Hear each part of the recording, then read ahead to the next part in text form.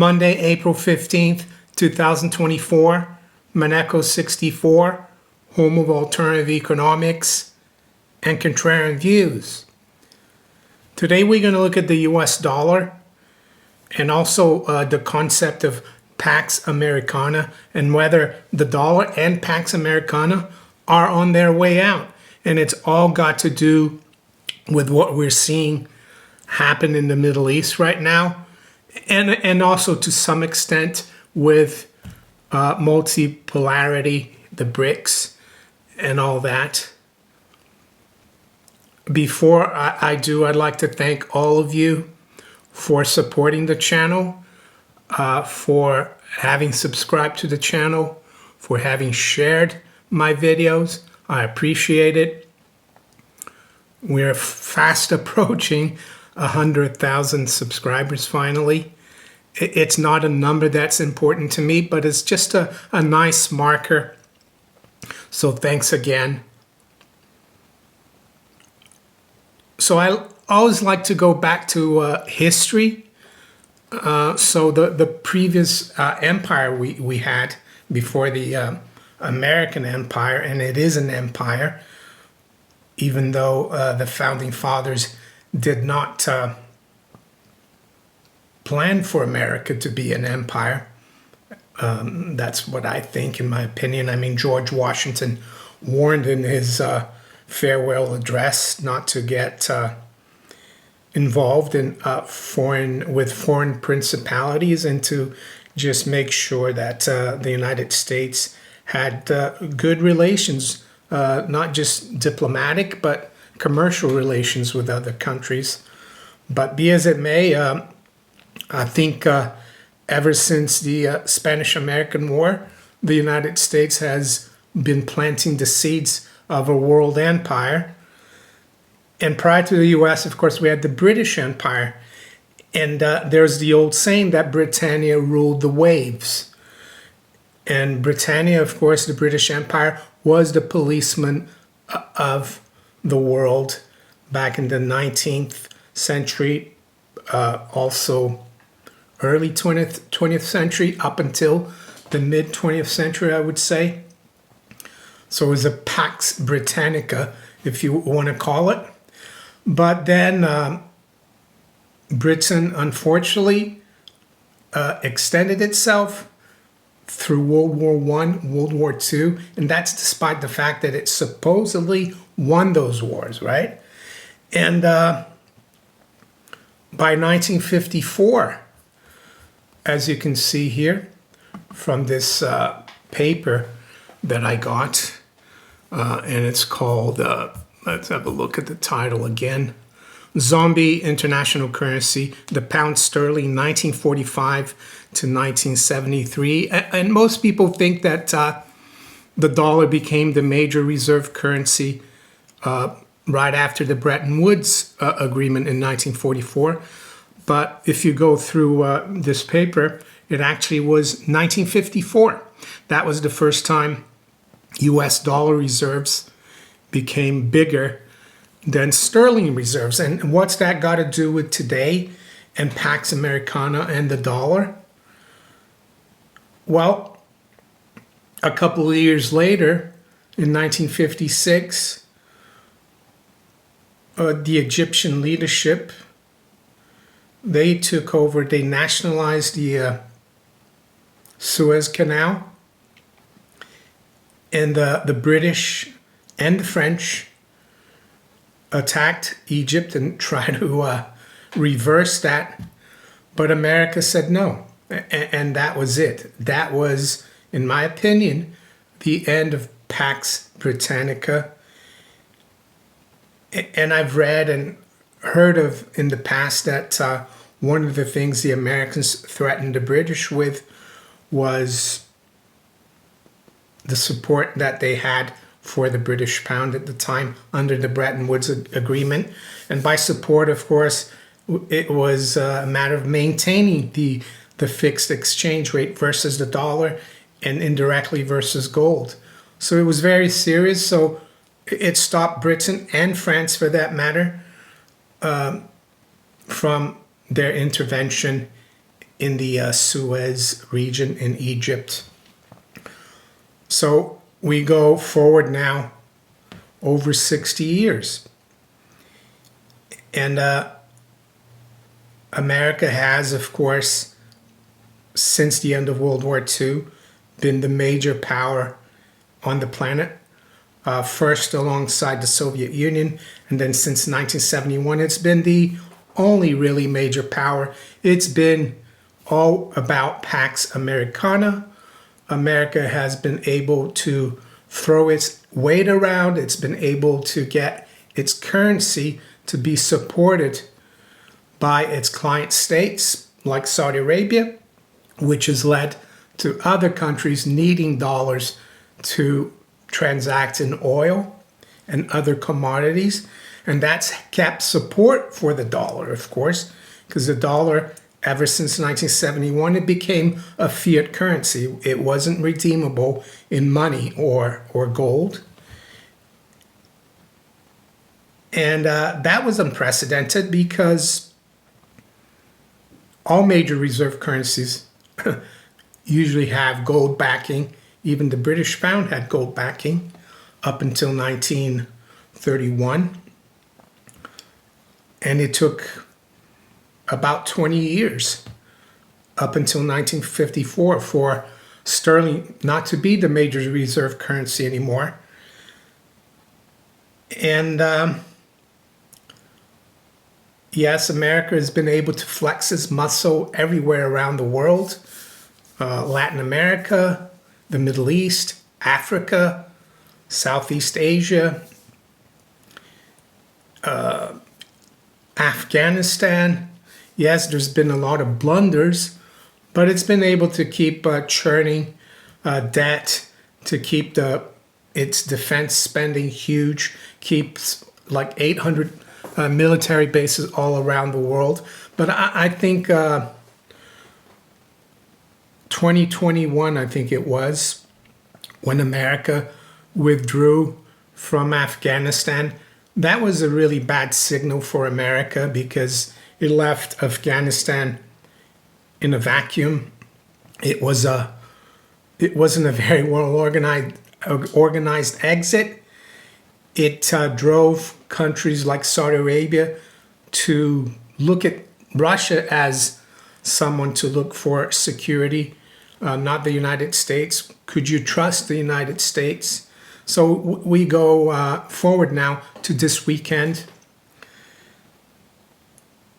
And you know that Iran has been attacking Israel. And I'm not taking sides or anything. I'm just analyzing things. Iran has been attacking Israel with drones and missiles, whatever. I think it started out Friday or Saturday. And in the past, you would have expected a prompt and forceful reaction from the United States vis-a-vis Iran. Iran would have been put down like right away.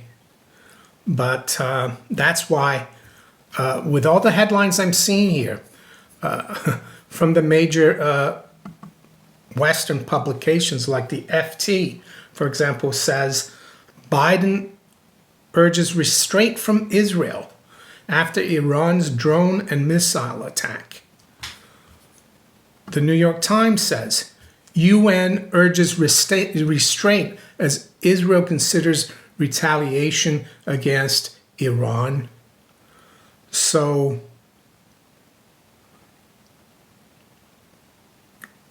first Afghanistan, now Israel. Is America leaving Israel on its own to its own device? I don't know. But the other thing that is happening, though, vis-a-vis more the finances and the dollar, is that if America was more forceful against Iran, you would see the price of oil go through the roof, go way above $100. And in an election year, that would be disastrous for the current administration. because we've got so much debt, and therein lies the problem. Therein lies the problem of fiat currencies. Even before this crisis kicked off in the last few weeks or so, and by few weeks I mean the Israeli supposed, because it hasn't been officially confirmed by the West, Israeli supposed attack of a Iranian consulate in Syria. Yeah, that has opened Pandora's box in terms of the energy market, and we all know that right now CPI, or inflation, if you want to call it, is very sticky and won't go down. So can you imagine if the U.S. did something more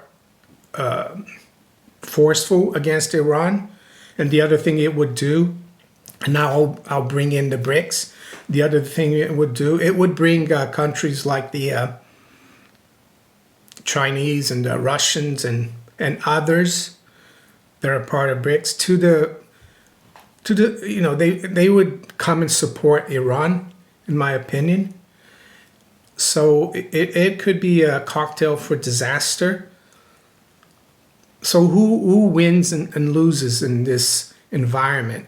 In this environment where the dollar loses its power, America loses its power to flex its muscle. Well, America loses, of course, just like Britain lost by the 1950s. Britain, of course, is still a relatively powerful and influential country, but it's not Pax Britannica. It hasn't been for over 75 years. So yeah, and by losing that power to police the world, the power to make other nations do as they're told, that decreases the power of your currency, especially if it's a fiat currency. And how that will hurt the everyday American is that the cost of living is going to continue to go up even more. There's going to be less and less demand for U.S. debt, which is where other nations place their dollar reserves. Less demand for U.S. debt means higher interest rates. Higher interest rates means a higher cost of living because we live in a truly financialized world. So if the cost of financing activity goes up, the cost of everything goes up. So that's how I see the first effect. And on the geopolitical side as well, if you are not the policeman of the world anymore,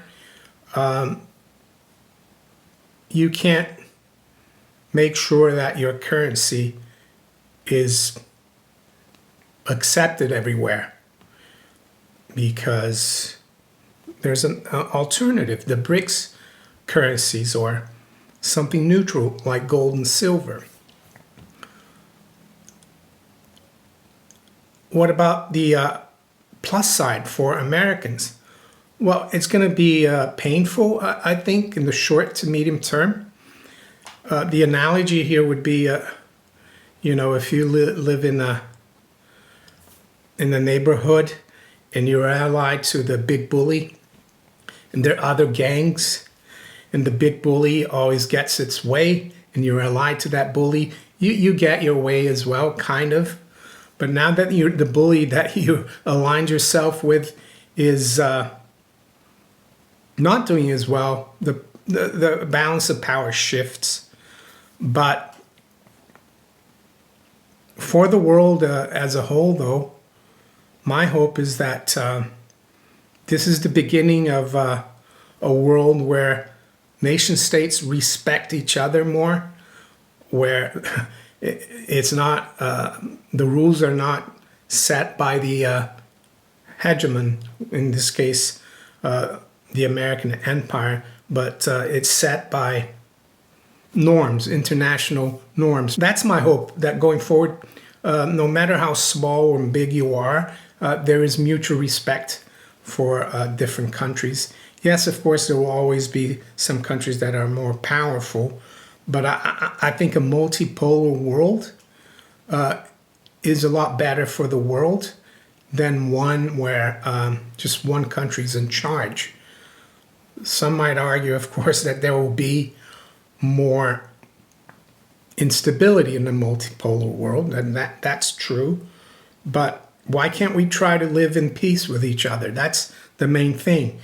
As for Israel and its situation in the Middle East, I mean, that region of the world has been a troubled region since the 1940s, maybe a little earlier. And I remember in the 70s growing up, they had their troubles back then as well. And I remember people talking about whether they would ever come, ever make peace. And I think that's the only way. Because if you don't, things are going to get worse, not better. So, in conclusion, I'm not saying that this is it. The dollar is gone. Pax Americana is gone. But I think the signs are not good for America or for the American empire. Doesn't mean to say it's not good for individuals in America or anywhere else around the world. I detect that we could be at a really important juncture. I don't have a crystal ball, but it definitely seems that the world's not what it seemed to be 20, 30 years ago. So, with that, let's quickly look at where the markets are this morning.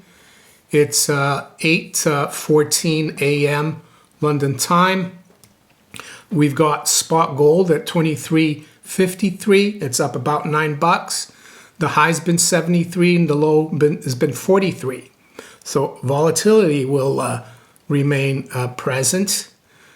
Silver is up 55 cents or just around 2% at 28.45. High's been 58 and the low has been 27.56. The Dow futures is up 135. NASDAQ 100 future up 85. S&P up 24.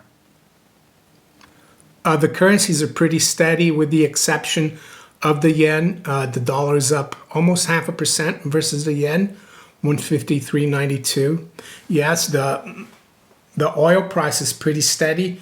If anything, it's down.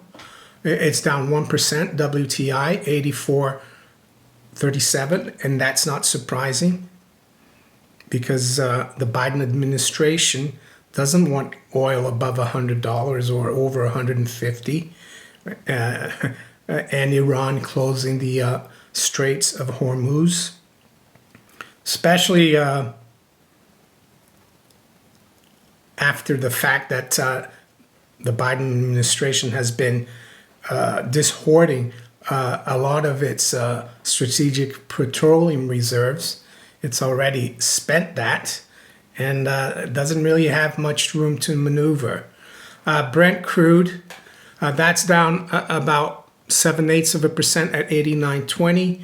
High-grade copper is pretty strong, up 1.2% at 433.